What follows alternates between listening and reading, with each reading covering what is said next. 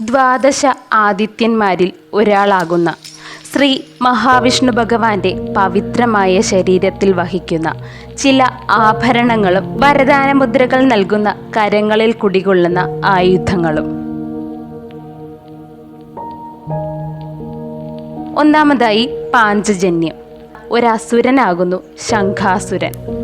അവനൊരിക്കൽ ശ്രീകൃഷ്ണ ബലരാമന്മാരുടെ ഗുരുവായിരുന്ന സാന്ദീപിനി മഹാമുനിയുടെ പുത്രനെ തട്ടിക്കൊണ്ട് കടലിൻ്റെ ആഴങ്ങളിലേക്ക് ഊളിയിട്ടു. തൻ്റെ പുത്രൻ്റെ തിരോധാനം മഹർഷിയെ വല്ലാതെ ദുഃഖിതനാക്കി. തൻ്റെ പുത്രനെ ശംഖാസുരൻ്റെ കരവലയത്തിൽ നിന്നും എങ്ങനെയും രക്ഷിക്കുക എന്നത് മാത്രമായി അദ്ദേഹത്തിൻ്റെ മനസ്സിൽ. അതിനായി രാമകൃഷ്ണന്മാരോട് മഹർഷി ആവശ്യപ്പെട്ടു. അതുപ്രകാരം ശ്രീകൃഷ്ണ ബലരാമന്മാർ സമുദ്രദേവനോട് കാര്യങ്ങൾ പറയുന്നു. അടിത്തട്ടിൽ ഒരു ശംഖിനുള്ളിൽ വസിക്കുന്ന പഞ്ചകൻ എന്ന അസുരനാണ് ഗുരുപുത്രനെ തട്ടിക്കൊണ്ടുപോയതെന്ന് വരുണദേവൻ അറിയിച്ചു. അതുപ്രകാരം ശംഖിൽ വസിച്ച പഞ്ചകനെ വധിച്ചുകൊണ്ട് ഗുരുപുത്രനെ രക്ഷിക്കുകയും ശ്രീകൃഷ്ണനായി അവതരിച്ച വിഷ്ണുവിന് തൻ്റെ ശംഖ് തിരികെ ലഭിക്കുകയും ചെയ്തു. അടുത്തതായി സുദർശനം. ദേവശില്പി വിശ്വകർമാവിൻ്റെ കരങ്ങൾ കൊണ്ട് നിർമ്മിച്ചെടുത്ത അതിവിശിഷ്ടമായ ഒരു ആയുധമാകുന്നു സുദർശനം. സു എന്നാൽ നല്ലത് അഥവാ സത്യം എന്നാകുന്നു. ദർശനം എന്നാൽ കാഴ്ച എന്നുമാകുന്നു. സുദർശനം എന്നാൽ നല്ല കാഴ്ച എന്നാണർത്ഥം. ഒരു ചക്രം ഏത് ദിശയിൽ നോക്കിയാലും അതിൻ്റെ രൂപത്തിൽ യാതൊരു മാറ്റവും വരുന്നില്ല. അതുപോലെ തന്നെ സുദർശന ചക്രവും ഏത് വശത്ത് നിന്ന് നോക്കിയാലും ഒരേ ആകൃതിയിൽ തന്നെ കാണപ്പെടുന്നത്. ഈ ദിവ്യായുധം അർത്ഥമാക്കുന്നത് മനുഷ്യ മനസ്സിലെ തിന്മയെ നശിപ്പിച്ച് നന്മയെ സ്ഥാപിക്കാൻ വിഷ്ണു ഭഗവാൻ ഈ ആയുധം ഉപയോഗിക്കുന്നു. അടുത്തതായി കൗമോദകി.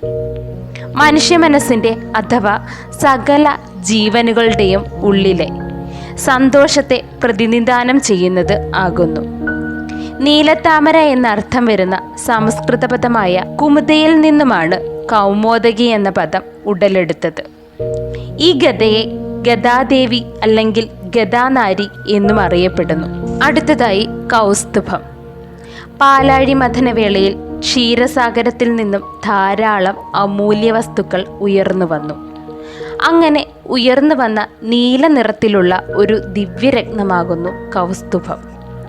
ഈ രത്നം മഹാവിഷ്ണു ഭഗവാൻ തൻ്റെ തിരുമാറിൽ അണിഞ്ഞിരിക്കുന്നു. നന്ദകം. പത്മനാഭൻ്റെ പവിത്രമായ കരങ്ങളിൽ അമരുന്ന അതിവിശിഷ്ടമായ മറ്റൊരായുധമാകുന്നു നന്ദകമെന്ന വാൾ.